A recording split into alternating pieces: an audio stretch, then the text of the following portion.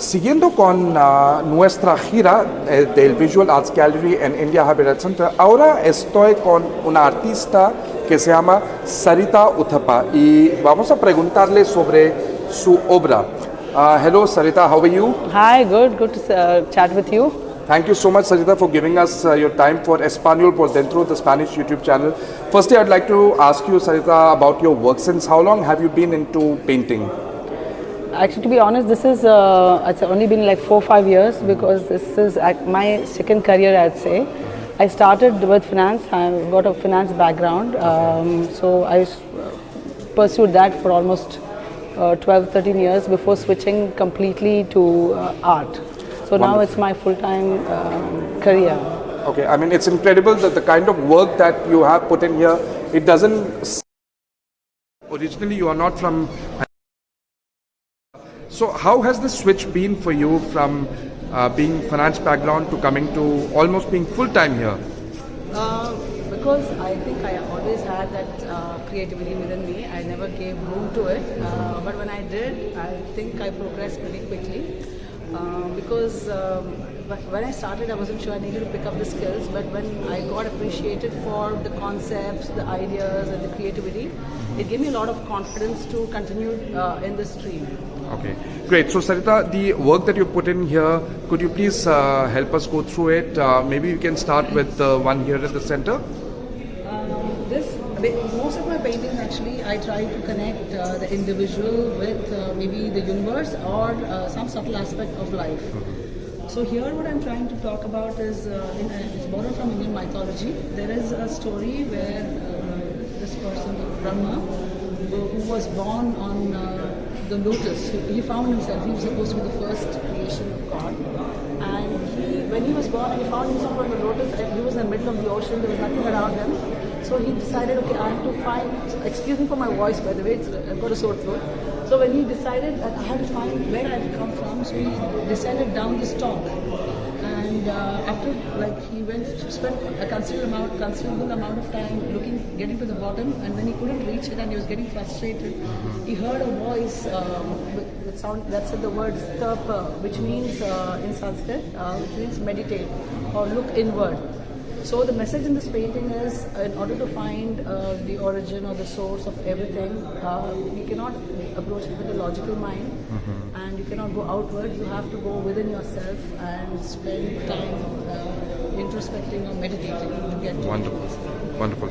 I think the need for introspection is very much relevant in today's world that we live in, Sarita. So looking to some other painting here, could you please help us go through this beautiful one here? Sure. This one actually, I started this series called the Prism series. There's one here which, that was my first one. I've tried to use different textures. It's got acrylic mixed with, and also different painting style on this.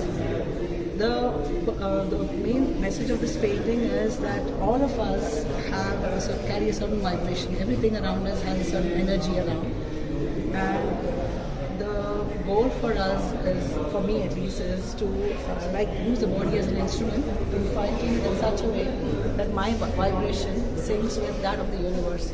So I think when you do that, you will be aligned completely with the energies around you, and I find that there will be harmony. Wonderful. That's great. And maybe we can go through this one as well.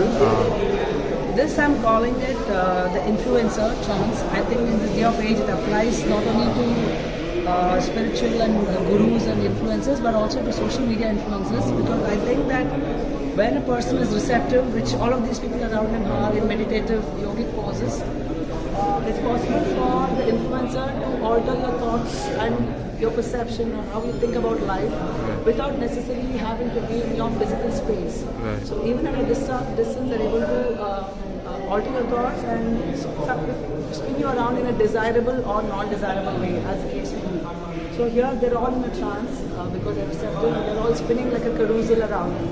So just a shake of his head or something little that he does, everybody around him is getting influenced. Wonderful. I think the attention to details is something that's fabulous, and it's great. So wonderful. Thank you so much, Sarita. And maybe we can wrap up with these two wonderful paintings here. Tibetan souls who are able to fly singularly on their own because they have both the wings, but there is a little bit of darkness in them which does not allow them to fly in a colorful way. So it's only, I'm trying to say that when they come together, the energies around them will like blossom and they'll become bright and colorful. Wonderful, wonderful. And how about this one? This is called a journey in awareness. Okay. It talks about life cycles and how souls are supposed to transfer from one body to another. These black-necked cranes, it's believed in Tibetan Buddhism to be symbolic of transmigration. They're believed to be representative of carrying the souls from one body to another. And because this incense burner in a Tibetan temple actually stimulated somebody I know, it stimulated their memory of their past lives. Okay. Which is they had recorded in a poetry. I've just translated that poem into a painting. Oh, wonderful. Thank you so much, Sarita, for explaining. Bueno, ha sido un placer conocerle a Sarita Uthappa y sus pinturas y hasta el otro artista.